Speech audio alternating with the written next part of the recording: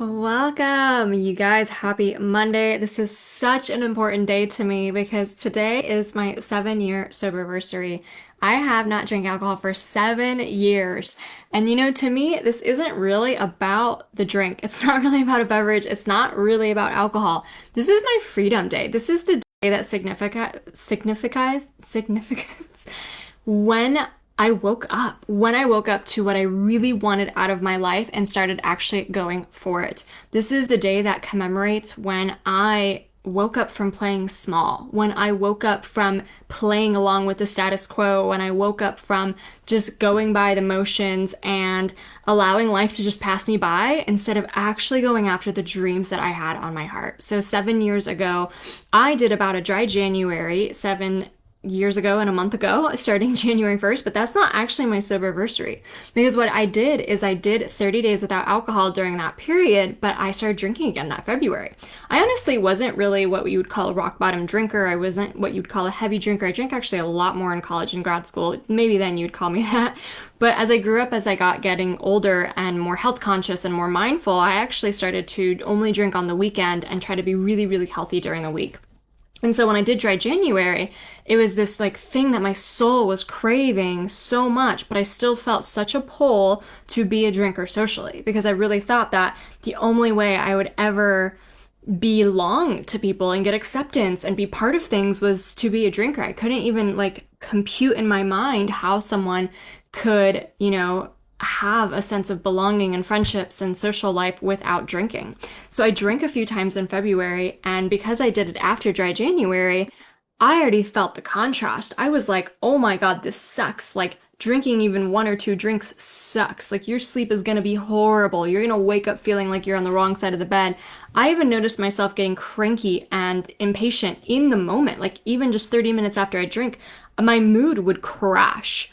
And so it was exactly a year or 7 years ago on this day that I decided to go alcohol free for a longer period. And I took it as a break. I took it as like another 30-day challenge and then another 60-day challenge and then another 70-day challenge until I decided, you know what? This life is so good. I have to keep going. This life is so amazing. I have to keep it going. And I don't know that I decided to keep drinking or not drinking for forever, but I did decide that I'm going to keep pulling the string and I'm going to see where it takes me. And I am so freaking grateful. Oh my gosh, it's so good to see you guys all. Heather, so good, amazing to see you. I'm so glad you're here. I am so glad I did that because I would have never imagined the life that I could have created today. Like the reason that I have everything I have today, from a thriving business to a best-selling book to traveling the world with my husband to being able to, live the kind of freedom lifestyle, to have the fulfillment in my career and in my job and in my business, something I didn't have back when I was a drinker. It all points back to the moment I decided to leave behind alcohol. Because what happened was that I actually started to pour into myself and really ask myself the bigger questions of life, like what do I freaking want out of this one lifetime? And so I'm going to share a little bit with you today about the 7 things I've learned being 7 years alcohol free. Some of them are unexpected. Some of them you might already been gleaming yourself.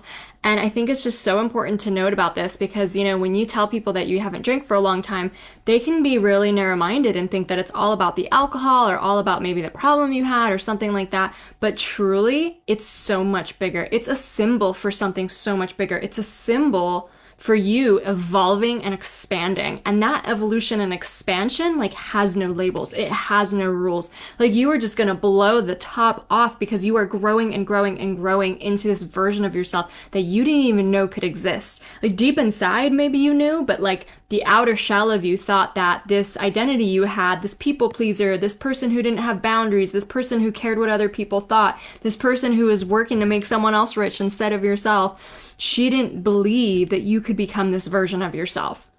And so I'm going to share the 7 things that I've learned along on my 7 years alcohol free. So good to see you all. Peggy, I'm so glad you're here as well. So amazing. So I'm going to start with number 1. I believe, and this is something that I know to the core of my heart, this is a fundamental truth. You could never convince me otherwise of this. I truly believe that reevaluating your relationship with alcohol, starting with sober curiosity to the point of going alcohol free, is akin to having a massive awakening on what you are really here to do on this planet. I truly believe that it's not about the alcohol. Most people overdrink and drink more than they should, and it's really only the most intuitive people who will actually stop to reevaluate it.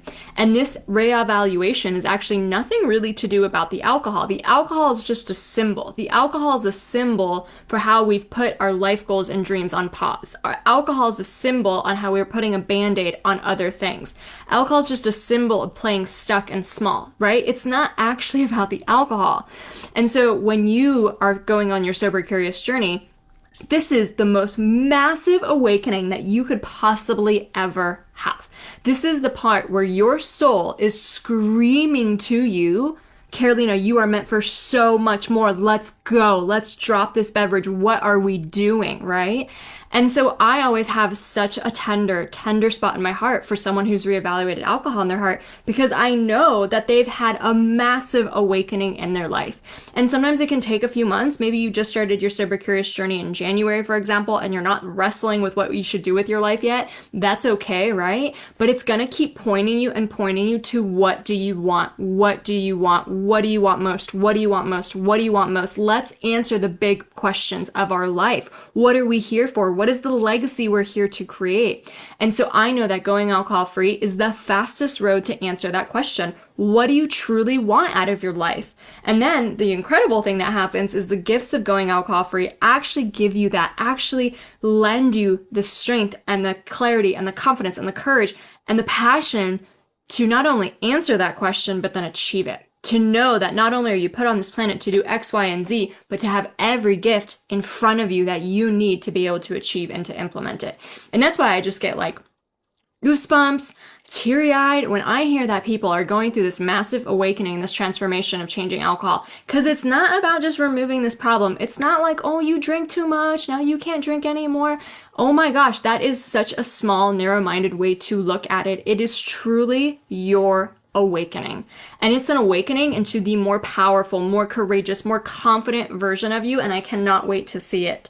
So that is number one. Number two is I believe that what I've learned 7 years alcohol free on my journey is that people who decide to reevaluate alcohol, not only are they going on an awakening journey, they have a huge purpose. They have a massive purpose on this planet. Like seriously, I think most people can just binge their whole lives on Netflix, on alcohol, be distracted all the time, just keep up with the Joneses all the time, just not even be, connected to what they really want out of life. And it's people who decide to reevaluate alcohol and go alcohol free who have the biggest purposes. Because if you think about it, a lot of times our purpose and our sense of like, you are meant to be great, you're meant to do big things, it is a tap on the shoulder from God. It is from the divine. It is from something out there, right? And it's so many people will choose to ignore that voice. They will choose to ignore it and keep on doing what they were doing. And so I know truly that the people who decide to listen to that voice and who are going on their alcohol-free journey, it is a sign to me that they have some of the biggest purposes on this planet. Not only because it's been divinely given to them, but also because truly they're listening. Like that is the tap on your shoulder that the divine is trying to get you to listen and connect with them so that you can go achieve this massive purpose you have on this planet. And so again, I think it's only the bravest, the wisest, the most intuitive people who stop to reevaluate alcohol because it means they're listening to their deepest desires, deepest intuitions, and it's actually a sign that they have a huge purpose. You are going to be writing books. You are going to be on stages. You are going to be helping thousands of people. You are going to make such a big impact on this planet because you wouldn't go through this awakening if it wasn't for that, right? It's not just an exercise in how to be austere or how to remove pleasure from your life. It's the complete opposite. It is an exercise on how to inject way more passion, way more fulfillment, way more meaning into your life. So people who go alcohol free have a huge, huge purpose and they have a huge awakening. Okay, number three, the third thing that I've learned 7 years alcohol free is that when you are getting to the point where you start hearing this dream on your heart, this vision on your heart, this desire to do something different with your life than what you've already been doing so far, that is sacred.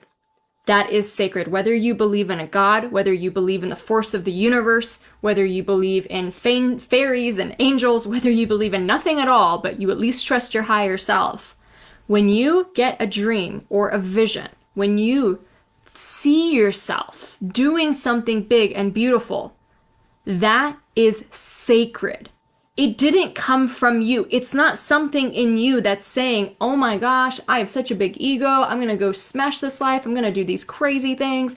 It is literally a message outside of you from the divine. It is a sacred message, and it's honestly your roadmap to your purpose.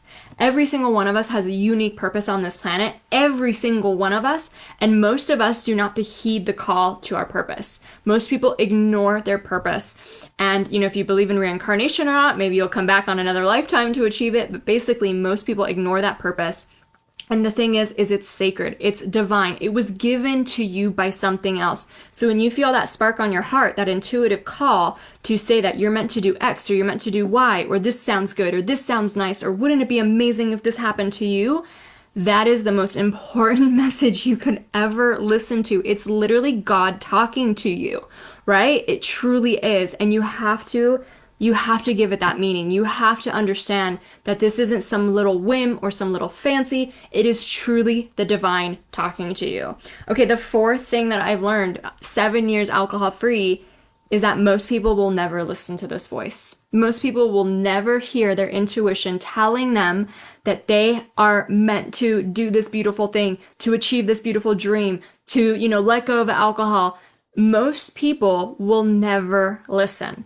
The sacred dream, the sacred desire, the sacred role, the sacred purpose that only you here on this planet can fulfill, most people on this planet will ignore it and go on with their status quo lives and continue to feel unaligned and unfulfilled. And it's really, really, really, really sad to me. In fact, it's one of the saddest things that I see and witness and experience, because when you come alive, when you listen, when you say, yes, I am going to take this dream and vision on my heart and listen to it as if it's God speaking to me and go out on my sacred dream and do whatever it takes to achieve it, you change the world, you change your own life, and you will make a legacy and a meaning that most people can't even fathom, right? Most people, like when we look at fitting in and belonging, it's not what you want to do, right? I think it's close to 93% of all people on this planet are metabolically unhealthy. Most people on this planet, 85% are unfulfilled in their jobs and find their work meaningless. Over 60% of people overdrink. Most people want to wish they drank less or not at all. Like, there is nothing about normal that should sound appealing to any one of us. There's nothing about normal that should sound like, oh my God, yes, I wish I was normal. I wish I was mediocre and unhealthy and unfulfilled and led an unmeaningful life. Nothing about it. And so when you're questioning your relationship with alcohol and you're thinking, oh no, I don't want to be the odd one out. I don't want to be the one that doesn't fit in. I don't know what people are going to say about this. Like, why are we questioning what's normal in a world that is so unhealthy, so unhappy, and so unfulfilled? Right? Most people will go on to not ever listen to the dreams and desires on their heart. They'll stick with the status quo. They'll die with so many freaking regrets. And so when you hear the call that you're meant to go alcohol free, that you are meant to rise in your purpose, that you are meant to help people, that you are meant to make a difference on this planet, you better listen. Because trust me, that is not a group you want to fit in with. That is not something you don't want to get to the point where you're 90 years old and you're looking back at the life you wish you could have had, but you were too scared to go after. That is the worst regret in the world. And most people will find themselves, but not you, right? Not you, because you've already gone on your awakening. You already know you have such a big purpose to play on this planet. And you know that these messages that you're getting from your intuition are literally divine, are literally coming from somewhere else to you, and they are sacred. So we don't want to belong. We don't want to be like everyone else. We don't want to fit in a world where that actually means being super unhealthy, super unhappy, and super unfulfilled. We have to be willing to be wolves in this movement, to like truly go the road unpaved, whether it's going alcohol free or going towards entrepreneurship or going towards purpose. You truly have to say, I'm okay with departing what's going on over here because I'm going to have the most extraordinary life possible. I don't have time to live in a status quo mediocrity, right? That is what I've learned. So, number 5, the 5th thing I've learned, 7 years alcohol free, is that when you have an intuitive hunch, when you have a creative spark, when you have that divine message coming inside of you on something you're supposed to do, right? Maybe, for example, I'm going to share some examples with you, but that doesn't mean that all of these examples are conclusive. There could be so many more things that you're hearing from your inner vision, your inner wisdom that are beyond this. But let's say you hear the dream, the desire that you want to write a book. Let's say you hear the dream and the desire that you want to launch and grow a business. Let's say you hear the desire that you want to travel the world. Let's say you hear the desire that you want to help people. Let's say that you hear the desire that you want to have a nonprofit. Let's say you hear the desire that you want to impact as many people's lives as you possibly can. Let's say that you hear the desire that you want to speak on stages and get accolades. Let's say you hear the desire that you want to meet your heroes. Say you hear the desire that you're meant to change hundreds of lives in your community. I don't know what your sacred desire is. I don't know what your intuitive hunch is, but I know that it's calling you. I know it's calling you. And when you listen to that, that is how you change the world.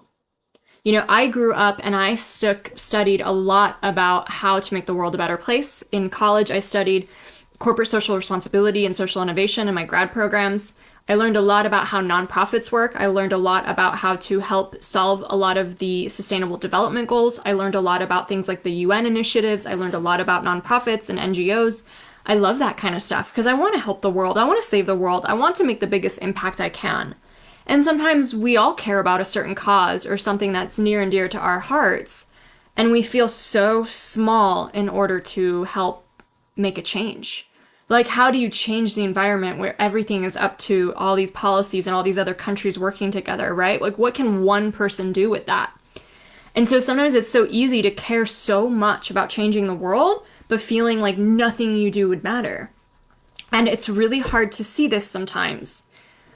But your divine intuition, the one that's giving you the plan, the purpose, the next thing you're supposed to do, the big vision, that is actually the secret on how you impact the world.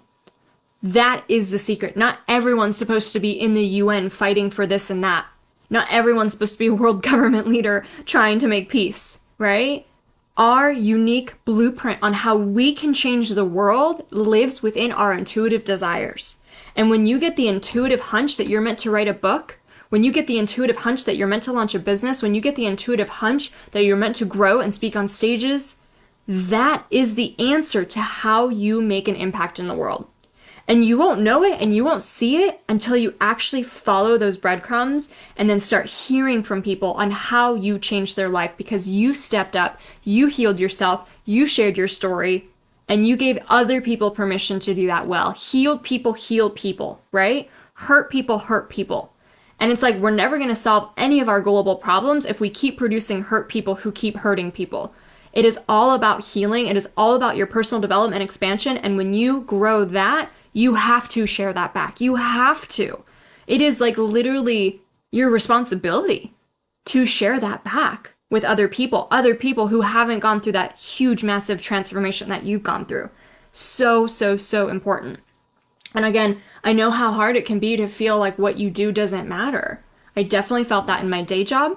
I used to work at a university, and even though at the university, I was helping students, become entrepreneurs. I was helping launch really cool initiatives and centers that helped with social innovation. Even though it felt like I was doing some cool things, I didn't actually feel like what I did mattered. I was spending more time writing reports and, working on a spreadsheet than to actually feel like my work mattered. And I know how unfulfilling that was. And I know that that was a huge reason why I was drinking on the weekend in the first place. I always thought back when I was a drinker that I was drinking because it's just what's expected. It's just a nice little fun thing to do on the weekend. It's something to look forward to. I didn't realize until after I went alcohol free that I was really drinking over boredom and unfulfillment. And it wasn't until I injected all the fulfillment in my life I could possibly muster that why would I ever look at alcohol again? Why would I ever even be slightly tempted by something so fleeting, such a little band-aid, something that has nothing to fill my true needs, my true desires, like actual fulfillment will. And that's why in my certification program, people don't just learn how to help people change their relationship with alcohol. They learn how to help people find fulfillment, find purpose, find meaning. Because yes, most of us don't wake up thinking, oh my gosh, I don't have a purpose. I need to figure that out. It's the last question on our mind. It is the last question on our mind until we get to our deathbeds and actually ask ourselves, did what I do matter? Did I truly live a meaningful life? Did I really do everything I wanted to do on this planet? And so it's like the most important question we could ever ask. It truly is the most meaningful thing we could ever ask. And when we don't have it, we know. When you don't have purpose and fulfillment in your life, you will feel unaligned. You will feel bored. You will feel more stressed. You will feel kind of floating and in apathy. You know, when I was a drinker, I didn't feel depressed. I wasn't coming from this like huge, sad, emotional problems. Like I was just even keel, but mostly apathetic. Mostly, I couldn't be bothered. I did not have this kind of passion back then. I did not have this kind of drive back then. Okay, number 6. The 6th thing I've learned about 7 years alcohol-free. When we tell ourselves that we're not ready, when we tell ourselves that we don't have enough time, when we tell ourselves that there's gonna be some perfect time in the future, what we are saying is actually limiting beliefs that are masked as logic. And I know because I found myself in this trap way too many times to count, and I've also known how to overcome it over and over and over again. I am so fulfilled to be a best-selling author, to have a wildly successful business, to work with some of the most amazing women and men on the planet, to become 5X certified coaches, to help people write books and get on stages, to help people question their relationship with alcohol. It is so wildly fulfilling. But at each stage of my journey, there's been a new step that I had to undertake, a new thing that I had to do. And I remember, especially at the beginning of my journey, you know, my dad was sick with stage 4 cancer. Like, I thought that year he would die. And I thought that, you know, I needed to spend as much time with him as possible. I was also managing a lot of projects at work. Like, so much was going on in my life at that time. It was so easy to just tell myself, this isn't a good time. I'm not ready. And now I know and I see through, because this keeps coming up at every next level, every single next level that I go, every single time I want to do something new and big and scary, every single time the same logical sounding limiting beliefs come up. I'm too busy. I don't have time. I'm not ready. There'll be a perfect time later on, right? It's so typical. And the thing about this is these limiting beliefs, they don't call out as limiting beliefs. We don't think they're limiting beliefs because they sound so logical. They sound so natural. Of course I don't have time. I got all this shit going on. I got this, and this, and this, right? They don't sound like limiting beliefs like I'm not good enough, or I'm not smart enough, or I'm an imposter. We can recognize those, right? If you've done enough personal development work, you can recognize the true limiting beliefs. But it's the sneaky ones, the ones that we say, I have no time, I'm too busy, I'm not ready. There'll be a perfect time in the future. There'll be a better time in the future.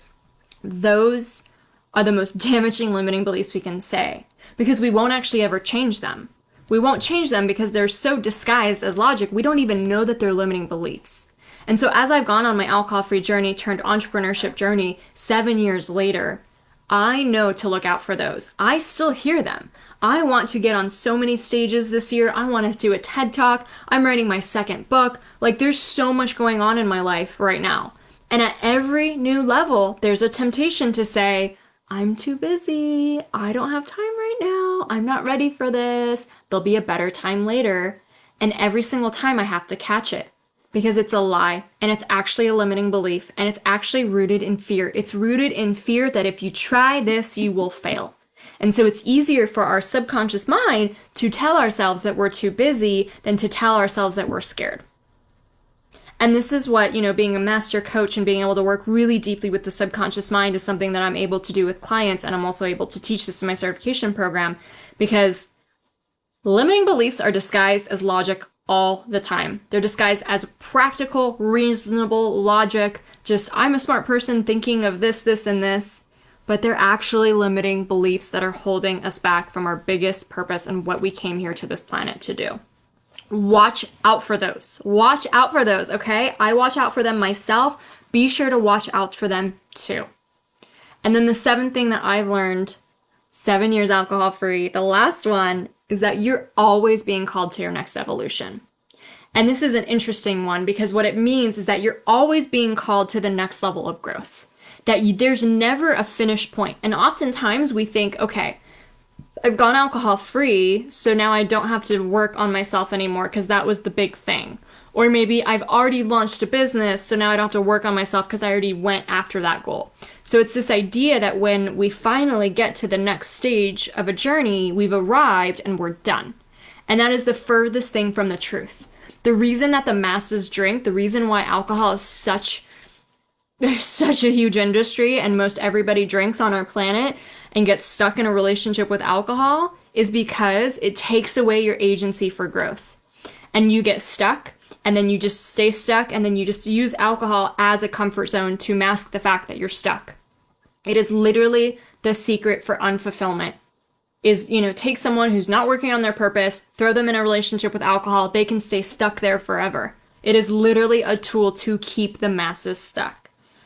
And so when you've gone alcohol free or you're on your sober curious journey, you need to recognize that your evolution is always being called up. There's never a resting point where you're like, oh, I'm good. I've grown enough. I'm done with the growing. Because every time you're done with the growing, you're going back to not having that fundamental need in your life. And the reason why alcohol is so alluring is because we are not, as a society, getting our need for growth met.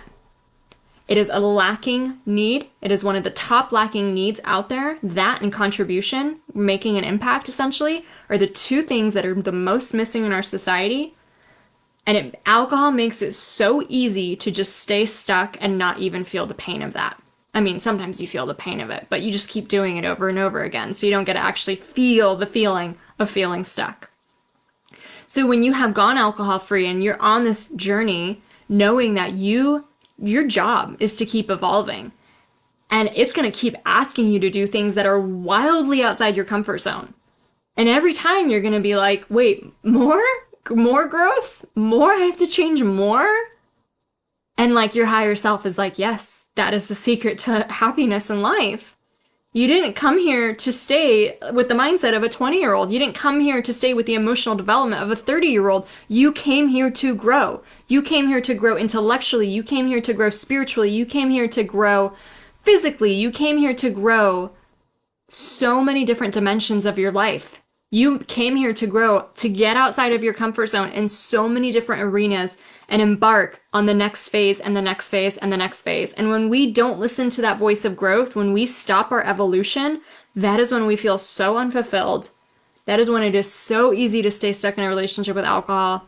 That is when, even as a sober person, we don't feel that wild fulfillment that we can feel because we heard the voice that was calling us to grow, but we said no thank you.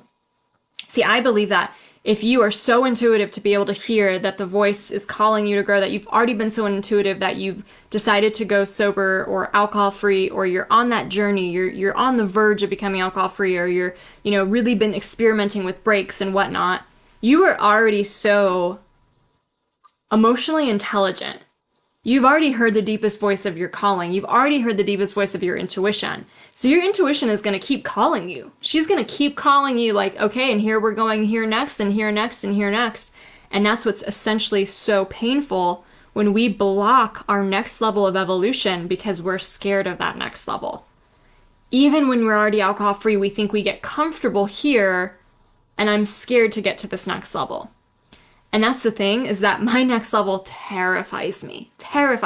Some of the things my intuition is calling me to do are like What are you talking about? How does one even do that? How does one get on stage with Tony Robbins? How does one get on a TEDx? How does one write a best-selling second book? How does one like meet heroes?